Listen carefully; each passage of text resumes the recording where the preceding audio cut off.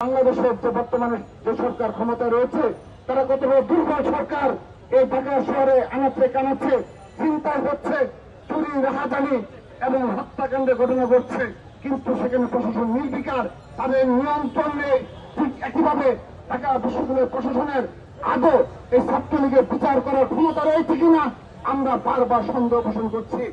আমরা তাদেরকে বলতে চাই, সাম্য হত্যার বিচার এবং নিরাপদ ক্যাম্পাসের যে দাবি রয়েছে সেই নিরাপদ ক্যাম্পাসের দাবি তারা পূরণ করবে, শিক্ষার্থীদের দাবি পূরণ করবে এবং ছাত্রলীগের বিচারের দৃশ্যমান পদক্ষেপ গ্রহণ করবে। আমরা অচিরে আজকের এই কর্মসূচি ঘোষণা করছি, সাম্য হত্যার বিচারের দাবিতে যেভাবে আমরা রাজপথে থাকবো, যেভাবে নিরাপদ ক্যাম্পাসের দাবিতে আমরা রাজপথে থাকবো, ঠিক একইভাবে পুরো ছাত্র দলের নেতা কর্মীরা বলতে চায়, দ্রুততম সময়ে সারা বাংলাদেশে এই ছাত্রলীগের বিচারের দাবিতে আবারও মার্চ ফর জাস্টিস কর্মসূচিকা পালন করবো আমরা। প্রিয় উপস্থিতি, আমি আমার বক্তব্যের শেষ পর্যায়ে রয়েছি।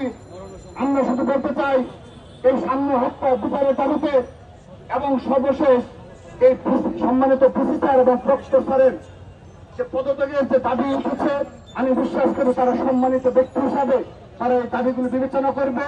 ছাত্রদের কোনো প্রেশার ক্রিয়েট করে কোনো দাবি আদায় করবে না। আপনারা লক্ষ্য করেছেন, পারভেজ হত্যা এবং সাম্য হত্যার পরে ছাত্র দলের নেতা কর্মীরা একজন খুনিকেও একটা গায়ে টাচ করে দেখিনি। আমরা মব জাস্টিসে বিশ্বাস করি না।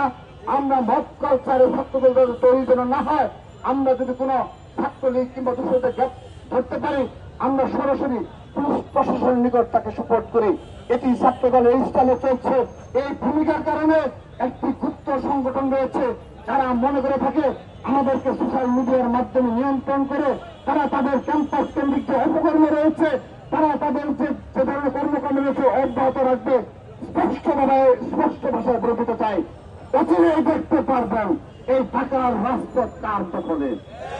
রাজপথ ছাত্রদের দখলে ছিল খুলনা সিনেমার আমলে। আগামীকাল এই ছাত্রদের নেতৃত্বে বাংলাদেশের সকল গণতান্ত্রিক আন্দোলন সফল হবে ইনশাআল্লাহ। স্পষ্টভাবে বলতে চাই, সবকিছু প্রমাণ হবে রাজপথে ইনশাআল্লাহ। উপস্থিতি, আমরা আমাদের এই কর্মসূচির শেষ পর্যায়ে চলে এসেছি। আজকের এই কর্মসূচি থেকে আমরা নিরাপদ ক্যাম্পাসের দাবিতে সম্মানিত ভিসি স্যারকে অনুরোধ জানাচ্ছি, দৃশ্যমান পদক্ষেপ আমাদেরকে দেখাতে হবে এবং সাধারণ শিক্ষার্থীদের যে নিরাপদের যে বিষয়টি এসেছে এবং সাম্য হত্যার সত্যিকারের খুনিকারা, সত্যিকারের অর্থে কারা এই খুনের সাথে জড়িত তাদের নাম প্রকাশ করতে হবে, সিসি ক্যামেরার ফুটেজ প্রকাশ করতে হবে এবং তারপর আমরা বিশ্বাস করবো যে এই তাদেরকে গ্রেপ্তার করা হয়েছে